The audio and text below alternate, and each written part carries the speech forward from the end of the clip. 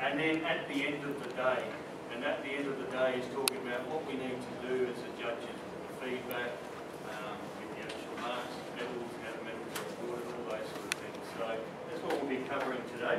Develop their menus that they're actually whole menus and that they're a little bit more nutritionally balanced. So in a lot of competitions now you'll see the criteria and it will state to have farinaceous and a green. Other reasons, it's important for the public and the professional food shows, so some of the food shows can be pretty dull and boring, but if you had a live butchery competition, a live kitchen competition, some guy ice carving, someone else doing margarine, and all the static work as well, it actually livens up the food shows. So it's really, really important for to get the people into the food shows and come and see what some of the things are doing.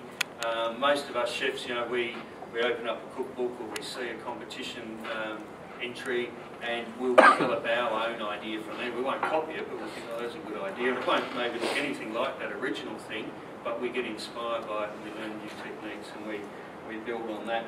Judges, for myself, I personally feel that it keeps me current and relevant in the industry. I've been teaching now for 8 years, so I haven't been on the pots and pans for quite a while, but to go to competitions and see what these guys are doing, we get inspired and we learn as well. So I think competitions, pretty biased, but I think they're a really, really important part of the industry. So, and that's another opportunity for our industry to get together, and they have a big, lots of big international competitions at the World Congress of World Chefs Forum.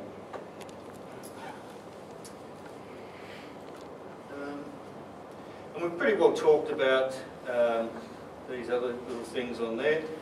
All of these things that I mentioned in the last couple of slides need really good consideration by the judges, so they need to consider all those things I talk about, nutritional, all the things that went in the past few slides.